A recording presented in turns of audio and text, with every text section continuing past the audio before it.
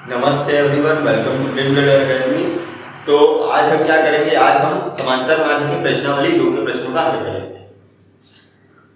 तो हम अपना पहला प्रश्न देखते हैं। देखो, पहला प्रश्न यहाँ दिया हुआ है कि 1/2 और -1/2 का समांतर माध्य ज्ञात कीजिए।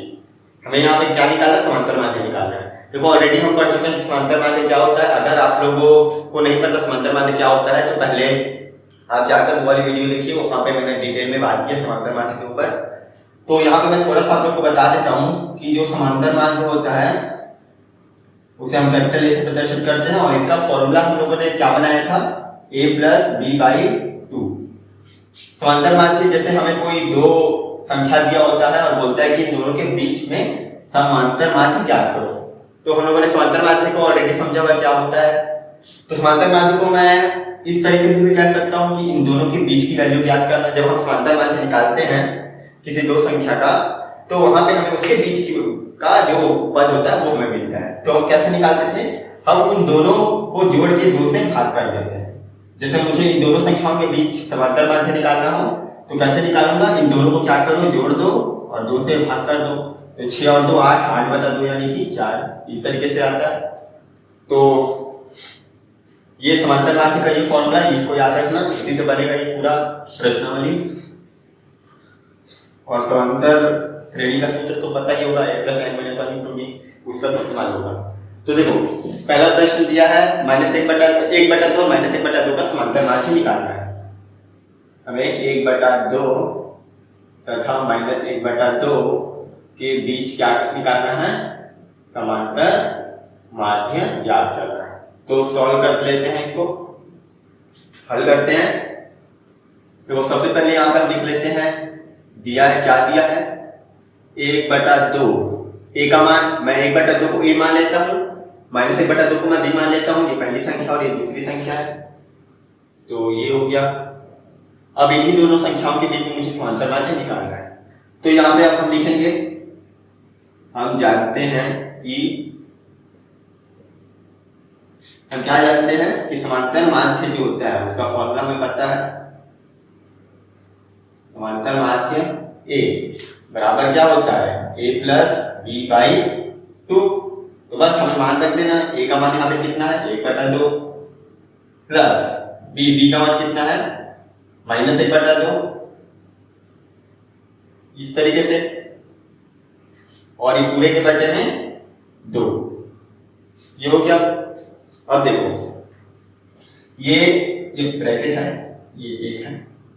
देखो, ये माइनस प्लस क्या हो जाएगा? माइनस, इसको हम सॉल्व कर देंगे, ये माइनस प्लस माइनस हो जाएगा। तो ये हो गया 1/2 - 1/2 और पूरे के बटे में 2, ये हो गया। देखो, ये माइनस प्लस माइनस हो गया यहाँ पे। अब इसको सॉल्व कर दो। देखो, ऊपर वाले को पहले सॉल्व कर दो। हमें पता है ये परिमेय संख्या सॉल्व करने को आता है। तो अभी मैं नीचे वाले को नहीं ले रहा हूँ, अभी मैं इतने को सॉल्व करूंगा। ये इतने को पहले सॉल्व कर देता हूँ। फिर 1/2 - 1/2 कितना हो जाएगा? 0 हो जाएगा,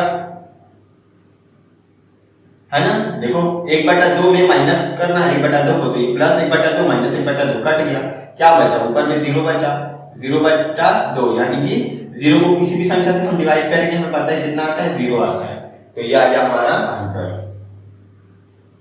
देखो, मतलब इसका आंसर 0 आएगा, यानी कि 1/2 और -1/2 का समांतर माध्य कितना होगा? 0 होगा। तो बस आसान सा है, इस तरीके से बनाना है। तो अब हम इसके बाद अपना दूसरा प्रश्न देखते हैं यहाँ पे। तो देखो, ये हमारा अगला प्रश्न है, प्रश्न नंबर 2। क्या बोल रहा है कि x की घात 2 + 3xy और xy की घात 2 - 3xy का समांतर माध्य ज्ञात कीजिए। यहाँ पे हमें जिन दो संख्याओं के बीच में समांतर माध्य ज्ञात करना है वो दोनों संख्याएं क्या है? x की घात 2 - 3xy और x की घात 2, अच्छा ये +3xy है, और y की घात 2 - 3xy। इन दोनों संख्याओं के बीच में हमें क्या करना है? हमें समांतर माध्य ज्ञात करना है। तो चलो सॉल्व कर लेते हैं। सबसे पहले मैं लिख लेता हूं, दिया है, इसे हम पहली संख्या को a मानेंगे, तो x की घात 2 + 3xy, ये a हो गया। और दूसरा ये हो गया मेरा b का मान, y की घात 2 माइनस 3x इंटू वाई। अब हम जानते हैं कि हम क्या जानते हैं कि जो समांतर माध्य होता है, हमें समांतर माध्य निकालना है। तो समांतर माध्य कैसे निकालते हैं, हम उन दोनों संख्याओं को जोड़कर 2 से भाग कर देते हैं। मान रख दो a का मान कितना है, x की घात 2 प्लस 3xy। उसके बाद ये प्लस का चिन्ह लगाओ यहाँ पे। फिर b का मान कितना है यहाँ पे, y की घात 2 माइनस 3xy। ये देखो ये इस तरीके से हो गया, पूरे के बटे में 2। तो देखो ये हो गया a का मान प्लस फिर ये b का मान रख दिया यहाँ पे और पूरे के बटे में ये 2 तो हो गया। अब इसको आगे सॉल्व करना है बस और हमारा आंसर आ जाएगा। तो देखो इन दोनों को सॉल्व करो, ब्रैकेट हटा देता हूँ मैं तो यहाँ पे। तो देखो यहाँ पे जब मैं ब्रैकेट हटाऊंगा तो कोई फर्क नहीं पड़ेगा क्योंकि ब्रैकेट्स के आगे में क्या है, प्लस है। देखो ये ब्रैकेट के आगे जैसे प्लस लगा है तो कोई फर्क नहीं पड़ेगा ब्रैकेट हटाने में। अगर ब्रैकेट के आगे माइनस हो तब हमें पता है कि उसके अंदर के चिन्ह चेंज हो जाते हैं, हम ऑलरेडी देख चुके हैं ये सब चीजें। अब देखो इसको सॉल्व करना है, मतलब जोड़ घटाना करना है। तो देखो यहाँ पे देख सकते हैं हम, देखो ये प्लस 3xy और ये माइनस 3xy, ये दोनों कट जाएगा। प्लस और माइनस में सेम संख्या कट जाता है, क्योंकि प्लस 3xy में 3xy को जब हम माइनस कर देंगे तो क्या होगा, 0 आ जाएगा ना। तो ये प्लस और माइनस को हम कटा देते हैं, क्या बच गया, x की घात 2 प्लस y की घात 2। ये तो सॉल्व नहीं होगा, x की घात 2 और y की घात 2 को हम इसी तरीके से लिखेंगे। उसके बाद नीचे क्या बच गया, 2। आगे सॉल्व होगा क्या, नहीं होगा। तो ये आ गया हमारा आंसर। देखो कितना आसान है, तो ये भी बन गया। अब देखते हैं अगला प्रश्न। तो देखो यहाँ पे हमारा अगला प्रश्न है प्रश्न संख्या 3। क्या बोल रहा है प्रश्न संख्या 3 में, क्या दिया है कि दो संख्याओं का समांतर माध्य 7 है और उनका गुणनफल 42 है, तो वे संख्याएं ज्ञात कीजिए। देखो यहाँ पे क्या बोला है कि दो संख्याएं हैं, कोई भी हमें दो संख्या दिया हुआ है और जब हम इन दोनों संख्याओं का समांतर माध्य निकालेंगे, इन दोनों को संख्याओं को मान लो संख्याएं a और b है, क्योंकि हमें तो नहीं पता क्या संख्या है, तो हम उन संख्या को मान लेते हैं a और b है। अब क्या कह रहा है कि जब हम इनमें समांतर माध्य निकालेंगे तो समांतर माध्य इन दोनों का कितना हो जाएगा, 7। और इन दोनों का जब हम गुणनफल करेंगे, जब इन दोनों का हम गुणनफल निकालेंगे तो वो कितना हो जाएगा यहाँ पे 45। ये दिया। तो अब हमें पता करना है कि वो a और b क्या है, हमें वो दोनों संख्याएं याद करनी है। तो देखो आपको सारे के सारे प्रश्न नीचे डिस्क्रिप्शन में मिल जाएंगे, प्रश्न और उनके उत्तर। तो अगर आपके पास बुक नहीं है तो आप बुक सामने से डाउनलोड कर सकते हैं। तो यहाँ पे मैं आपको हल करके दिखाता हूँ। सबसे पहले तो मैं लिख लेता हूँ, दिया है प्रश्न में क्या दिया कि दो संख्याओं का समांतर माध्य, हमें वो दोनों संख्या पता है क्या नहीं पता। तो सबसे पहले तो हम यहाँ पे लिख लेते हैं, माना कि वे संख्याएं a तथा b हैं। सबसे पहले हम दोनों संख्याओं को मान लेते हैं।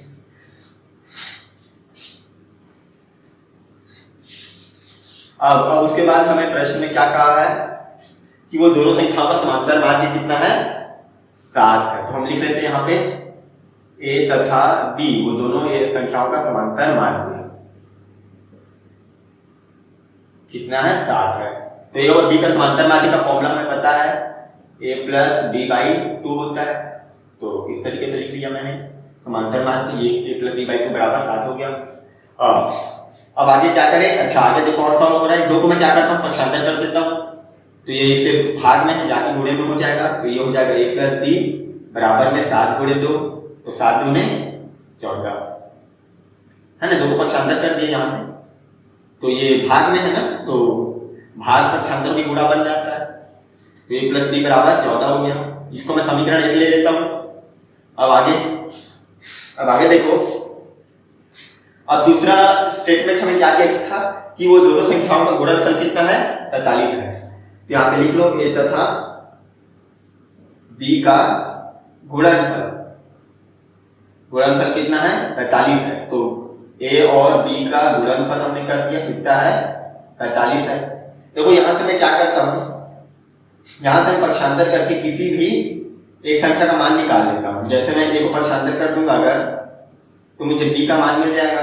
बी का मान यहाँ से कितना मिलेगा, इसे यहाँ सॉल्व करते हैं आगे। यहाँ से बी का मान आ गया 45 बटे में ए आ गया, मतलब ए को पक्षांतर कर दिया मैंने, तो देखो ये समीकरण 2 हो गया। तो यहाँ पे देखो बी का मान हमें मिल गया। अब मैं बी के मान को क्या करता हूँ, समीकरण 1 में रख देता हूँ। तो बी का मान मैं समीकरण 1 में रख दूंगा यहाँ से, तो फिर मैं वहां से ए का मान निकाल सकता हूँ। तो देखो बी का मान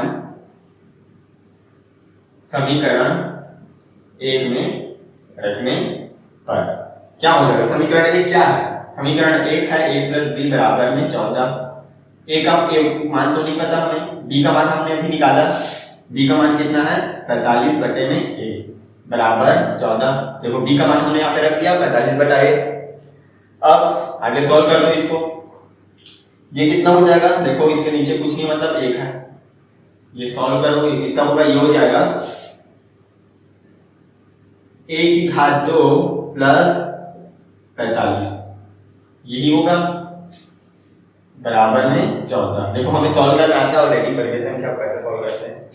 अब आगे, अब a को मैं पक्षांतर कर दूंगा यहाँ से, ये a की घात 2 प्लस 45 बराबर में a का गुणा हो जाएगा, पक्षांतर हो गया, जब यहाँ से जाएगा तो a का गुणा हो जाएगा 14 से, तो ये हो गया 14 है। तो देखो हमें यहाँ पे एक समीकरण मिल गया, a की घात 2 प्लस 45 बराबर 14 है। ये क्या है, ये एक द्विघात समीकरण है। ये देखो इस तरीके से, इसको मैं इस तरफ पक्षांतर कर लेता हूँ, तो ये 14 a प्लस में है, माइनस हो जाएगा, तो ये क्या बन जाएगा, ये बन जाएगा मेरा a की घात 2, ये माइनस 14a और प्लस 45 बराबर में क्या बचा, कुछ नहीं, बराबर में 0 बचा ना, क्योंकि मैंने इसको इधर पक्षांतर कर लिया, तो उस तरफ क्या बचा, कुछ नहीं, मतलब 0 बचा। अब हमें इसे ही सॉल्व करना है और हमारा आंसर आ जाएगा, a का मान हमें मिल जाएगा। तो इसे सॉल्व कर लेते हैं, मैं यहाँ मिटा लेता हूँ और यहाँ सॉल्व कर लेता हूँ। देखो आप चाहो तो इसे लिख सकते हो कॉपी में।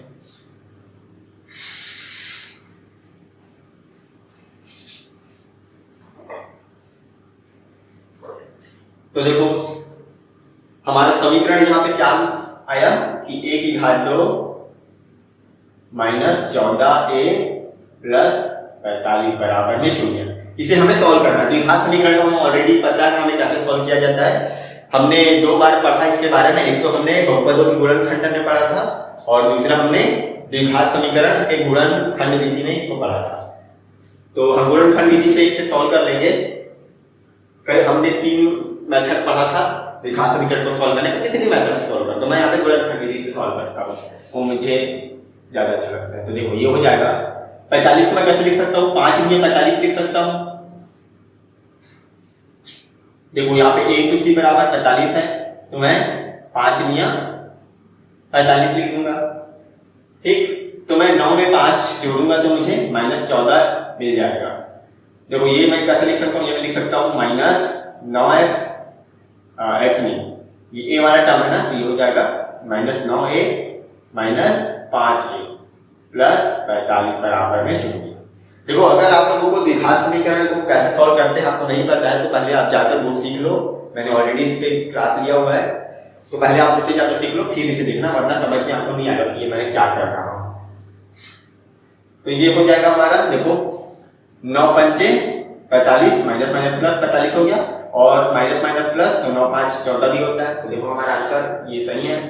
अब हमें पता है यहाँ से हम कॉमन निकालते हैं, तो ये हो जाएगा a -9 कॉमन निकालते हैं इनमें से। यहाँ से हम जब कॉमन निकालेंगे क्या आएगा, -5 कॉमन आ जाएगा, अंदर बचेगा a -9 बराबर में 0। तो ये आ गया a -9 और ये हो गया a -5। तो देखो a का मान एक तो आया 9 और दूसरा a का मान आया 5। तो देखो a के हमें आंसर मिल गया। लेकिन देखो हमें पता है द्विघात समीकरण को हम जब भी सॉल्व करते हैं हमें 2 आंसर मिलता है, तो हमारा आंसर क्या होगा। तो अब देखो, अब मैं यहाँ पे क्या करता हूँ, मैंने जैसे यहाँ पर निकाला हुआ था, देखो a का तो 2 ठो मान आया यहाँ पे, मैं इस a के मान को कहाँ रखूंगा, हमने 2 समीकरण बनाया था अभी, समीकरण 1 बनाया था और समीकरण 2 बनाया था। तो हम किसी भी समीकरण में रख देंगे a का मान, तो हमें दूसरे वाले का मान मिल जाएगा। तो देखो जैसे यहाँ पे b का मान मैंने निकाला है तो मैं यहाँ पे a का मान रख देता हूँ तो मुझे b का मान मिल जाएगा। तो a का मान मैं दोनों को रख के देखूंगा, एक बार 9 को रख देता हूँ। a का मान तो 2 आया ना, तो हमें दोनों को रखना है बारी बारी से, कौन सा वाला सही है कौन सा वाला गलत है ये हमें पता करना रहता है। तो मैं क्या करता हूँ, a का मान समीकरण 2 में रख देता हूँ तो मुझे b का मान मिल जाएगा। हमें पता है ऑलरेडी कैसे इस सबको सॉल्व किया जाता है, हम पहले ही कर चुके हैं। तो देखो सबसे पहले मैं a बराबर अगर 9 लूं तो जब मैं a बराबर 9 रखूंगा तो b का मान कितना आएगा, तो यहाँ पे b का मान आ जाएगा 48/9। यहाँ पे लिख लेता हूँ a बराबर 9 लेने पर, ठीक। ये इसके बाद है, इसके बाद यहाँ से शुरू करना, यहाँ पे a बराबर 9 लेने पर तो समीकरण 2 में रख देते हैं। तो यहाँ से b का मान कितना आ गया, 9 पंचे 45। तो देखो जब मैं a का मान 9 लूंगा तो मुझे b का मान कितना मिलेगा, 5 मिलेगा। यहाँ पर मैं लिख लेता हूं जब a बराबर 9 तो b बराबर 5। अब दोबारा जब मैं a का मान 5 लूंगा तब मुझे क्या मिलेगा, तो अब a बराबर 5 लेने पर तो b बराबर हो गया 45/5, तो 5 लिया 45, तो b का मान कितना आ गया, 9 आ गया। तो देखो जब मैं a का मान 9 ले रहा हूं तो b का मान 5 मिल रहा है, और जब मैं a का मान 5 ले रहा हूं तो b का मान कितना मिल रहा है, 9 मिल रहा है। मतलब सीधी बात है वो दोनों संख्याएं मेरी होंगी 5 और 9। तो इसमें से किसी को भी 9 ले लो किसी को भी 5 ले लो, सीधी सी बात है, आंसर तो हमारा वही आने वाला है। तो जैसे मैं यहाँ पे ले लेता हूँ मतलब वे संख्याएं क्या होंगी, 9 तथा 5 होंगी, ठीक। तो हमारा आंसर आ गया, वो संख्याएं क्या होंगी, 9 और 5 होंगी। तो यहाँ पे लिख लेते हैं हम लास्ट में कि अतः वे संख्याएं 9 तथा 5 होंगी। आगे आंसर बन गया। तो देखो कितना आसान है ये, जब इस तरीके का प्रश्न है तो इसे ऐसे ही सॉल्व करना है। अब हम आगे देखते हैं। तो देखो अगला है प्रश्न नंबर 4। क्या कह रहा है प्रश्न नंबर 4 में कि दो संख्याओं का समांतर माध्य 6 है और उनके वर्गों का योग 90 है, तो वो संख्याएं ज्ञात कीजिए। अभी हमने जैसे बनाया था बस सेम टू सेम वैसा ही प्रश्न है। क्या बोल रहा है कि दो संख्याएं हैं जिनका समांतर माध्य यहाँ पे कितना है, 6 है। तो सबसे तो हम मान लेते हैं कि माना कि वे जो संख्याएं हैं वो क्या है, a तथा b हैं। अब प्रश्नानुसार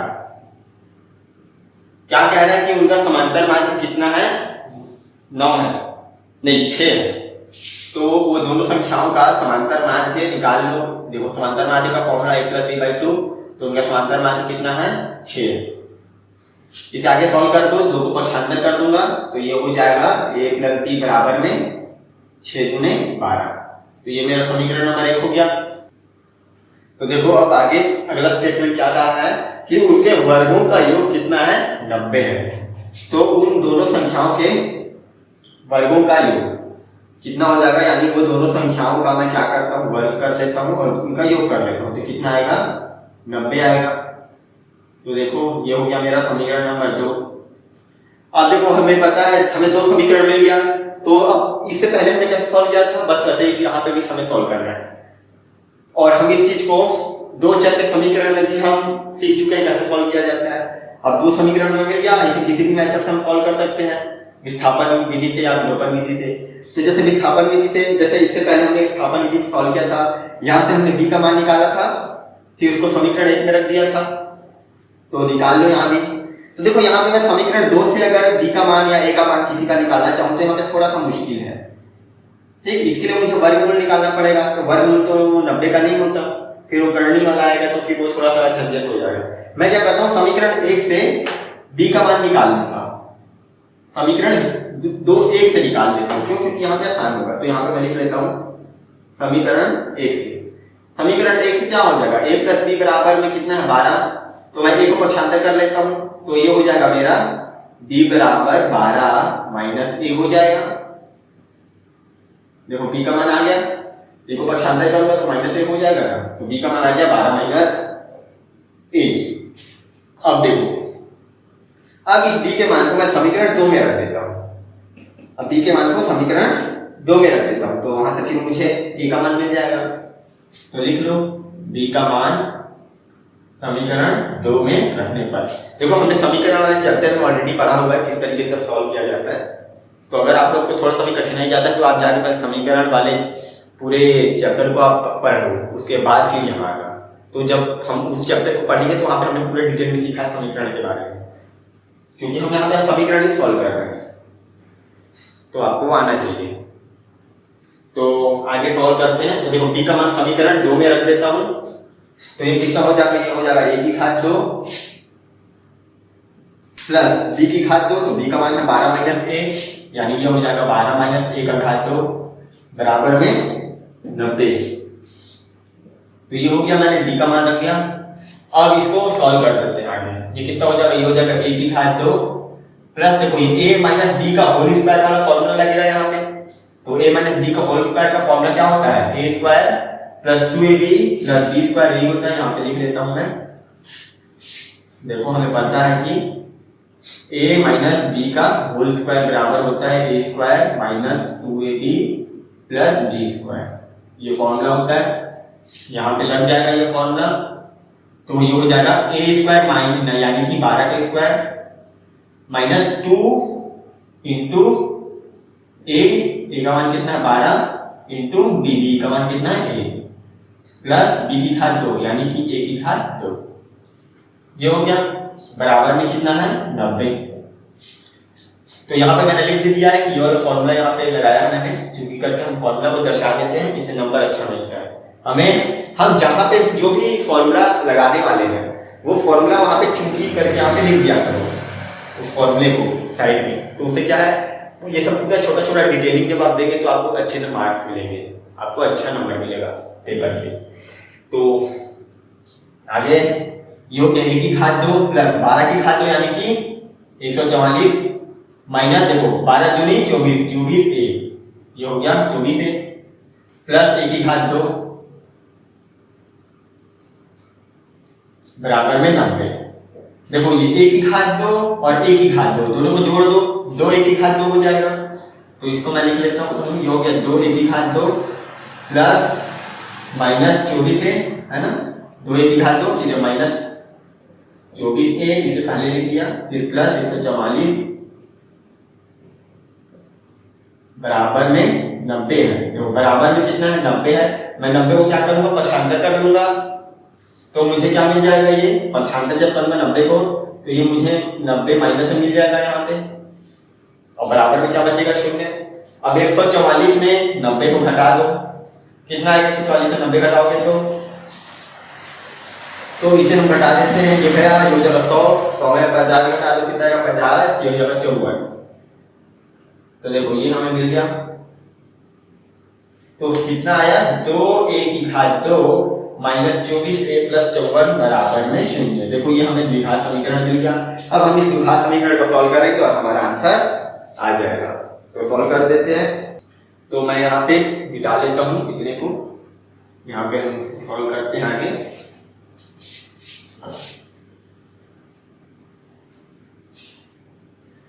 तो देखो ये है हमारा द्विघात समीकरण, ये हमें मिला, इसे सॉल्व करना है।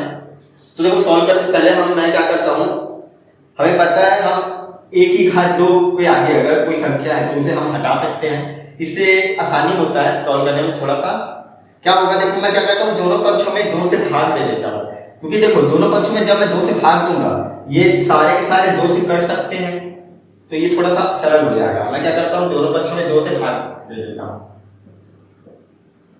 तो दोनों पक्षों में 2 से भाग देने पर मैं यहाँ पे लिख लेता हूँ क्या हो जाएगा, ये 2 से इसको भाग दोगे तो यहाँ पे 2 कट जाएगा, यहाँ पे 2 से भाग देंगे तो ये हो जाएगा 12a प्लस इसको 2 से भाग दो, ये हो जाएगा 2 2 17 दूनी 18, ये हो जाएगा 2 दूनी 4 2 7 14 27 दूनी 54 बराबर में 0। देखो ये सब हमने ऑलरेडी सीखा हुआ द्विघात समीकरण वाले चैप्टर में। तो यहाँ से हमने क्या किया, एक समीकरण है 2 से भाग दे दिया, तो ये थोड़ा सा सरल हो गया। तो इससे कुछ फर्क ज्यादा नहीं पड़ता, बस ये होता है कि अब इसको सॉल्व करने में थोड़ा सा आसानी होगी। तो देखो अब यहाँ पे मैं इसको किसी भी विधि से सॉल्व कर सकते हो आप, गुणन रहा ना, हमें पता है द्विघात समीकरण को कैसे सॉल्व किया जाता है। मैं यहाँ पे गुणनखंड विधि से सॉल्व कर देता हूँ। ये हो जाएगा a की घात 2 माइनस देखो कैसे तोड़ेंगे -12 को कि a इंटू सी यानी कि 27 के बराबर है, तो 27 को मैं कैसे लिख सकता हूँ, 27 को हम लिखते हैं 9 तिया 27 और 9 और 3 12 होता है, यानी कि हो जाएगा 9a माइनस 3a प्लस 27 बराबर 0। ये इसी तरीके से होगा। आगे सॉल्व कर दो, ये हो जाएगा a को कॉमन ले लेंगे, ये हो जाएगा a माइनस 9, यहाँ पे भी हो जाएगा a माइनस 9, तो ये हो गया a माइनस 9 और इधर हो गया a माइनस 3। तो देखो यहाँ से a का मान आ गया 9 और एक आ गया 3, तो देखो हमें दो आंसर मिल गया a का। अब हम कौन सा मान लेंगे a का? देखो दोनों, ऐसा तो कोई सामान्य नहीं मिल रहा, तो दोनों को बारी बारी से करते। देखो हमने दो समीकरण निकाला था, किसी भी एक समीकरण में हम a का मान रख देंगे, हमें b का मान मिल जाएगा।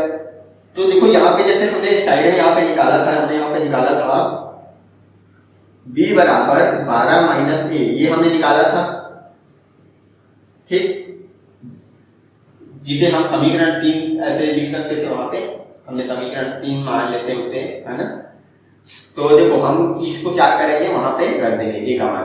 तो a का मान समीकरण 3 में रखने पर ठीक है क्या हो जाएगा, इसे हम लेते हैं a बराबर 9 लेने पर, एक बार में a बराबर 9 ले लूंगा, तो इस a के मान को कहाँ रखेंगे, वहीं पे रखेंगे जो हमने यहाँ पे निकाला था।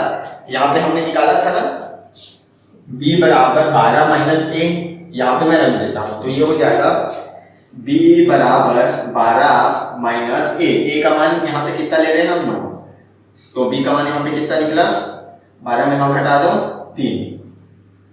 उसी प्रकार यहाँ a बराबर 3 लेने पर, तो ये हो जाएगा b बराबर 12 माइनस a, यानी कि 12 माइनस 3, तो b बराबर आ गया 9। तो देखो जब b बराबर 9, a का मान 9 लेंगे तो b का मान 3 आएगा, जब a का मान 3 लेंगे तो b का मान 9 आएगा, वही चीज है। तो देखो यानी कि वे संख्याएं क्या होंगी, 9 तथा 3 होंगी, यहाँ ना, तो वो संख्याएं 9 और 3 है। तो आगे हमारा आंसर, देखो ये भी कितना आसान था भाई। अब हम आगे देखते हैं। तो देखो अब हमारा अगला प्रश्न, प्रश्न नंबर 5 क्या कह रहा है कि -4 और 10 के बीच 6 पद निवेश करते हुए समांतर श्रेणी का निर्माण कीजिए।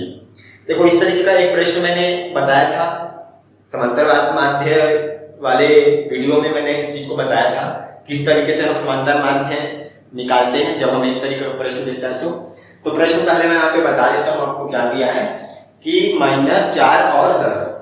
तो देखो ये -4 और ये 10, अब इन दोनों संख्याओं के बीच में हमें क्या करना है, 6 पद निवेश करते हुए समांतर श्रेणी का निर्माण कीजिए। यानी कि हमें एक समांतर श्रेणी बनाना है, तो वहां पे हमें प्रथम पद दे दिया है और ये लास्ट वाला पद दे दिया है, इसके बीच में हमें 6 संख्याएं रखना है।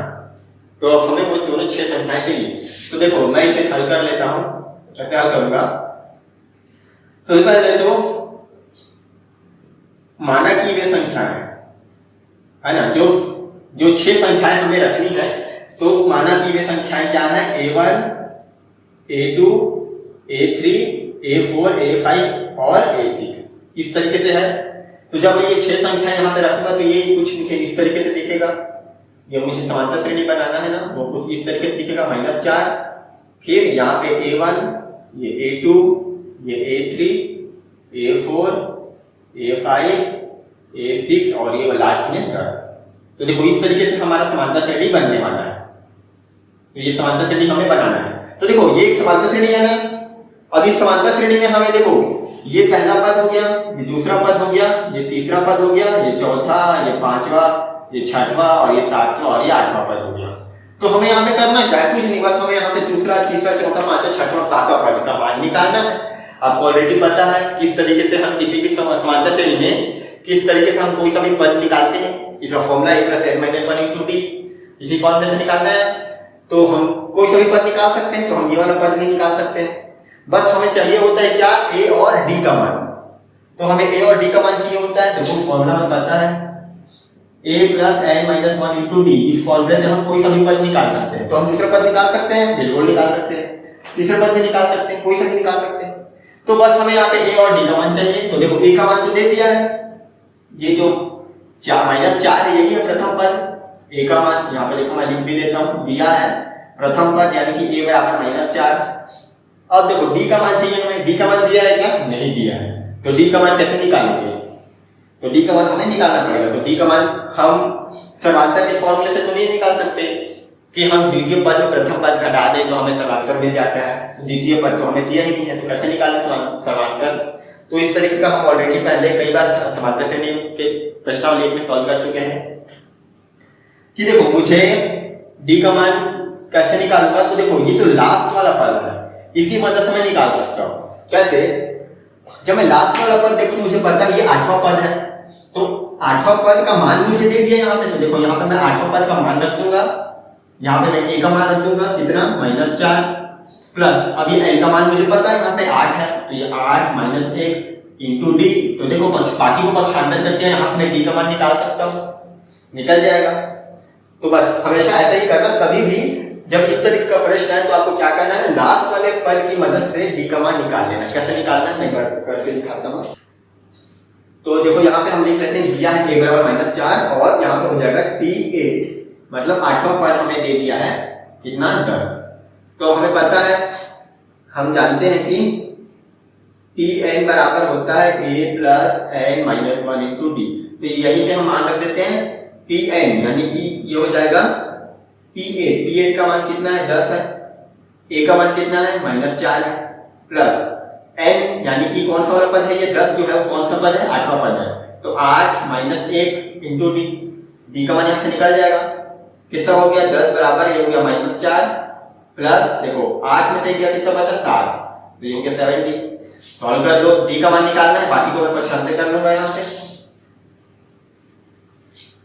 तो ये कितना हो जाएगा मेरा 10 और -4 को पक्षांतर करूंगा तो +4 हो जाएगा, तो ये हो जाएगा 10 + 4 बराबर में 70। तो 10 और 4 14, 14 बराबर 70। तो 7 को पक्षांतर कर लो तो 7 जो है वो इसके भाग में चला जाएगा, तो डी का मान हो गया 7 दूने 14, डी का मान कितना आ गया 2। देखो यहाँ से 14/7 बराबर डी हो जाएगा ना, जब 7 को पक्षांतर करूंगा तो 7 दूने 14, तो डी का मान कितना आ गया 2 आ गया।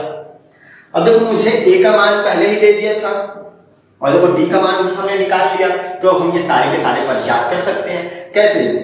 देखो ये a1 जो a1 है वो क्या है, वो है हमारा दूसरा पद। तो दूसरा पद का फॉर्मूला क्या हो जाएगा, इस फॉर्मूले से a + 2 - 1 इंटू डी, यानी कि a + b हो जाएगा। उसी तरीके से जो a2 है, a2 क्या है तीसरा पद है, यानी कि a + 3 - 1 इंटू डी, यानी कि a + 2d हो गया। जो a3 है, a3 क्या है, a3 हो जाएगा हमारा ये चौथा पद है, यानी कि a + 4 - 1 इंटू डी, यानी कि a + 3d। उसी तरीके से ये हो जाएगा a + 4d, a5 हो गया a + 5d और a6 ये हो गया हमारा a a5 है ना, ये a + ये a + 5d और ये 6 हो गया a + 6d। इन सब का मान हम निकाल लेंगे।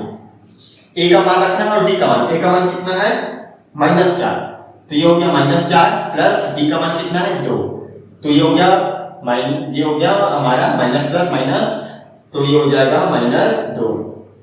आगे a + 2d, a का मान -4 प्लस 2 इंटू d का मान है 2, तो 2 दूने 4, तो -4 + 4 कट जाएगा, ये हो गया 0। फिर अगला a + 3d, तो ये हो जाएगा 3d, तो d का मान कितना है 2 है, 3 दूने 6, 6 - 4 कितना हो गया, ये हो गया 2। इसी तरीके से सबको सॉल्व कर लो, ये हो जाएगा 4d,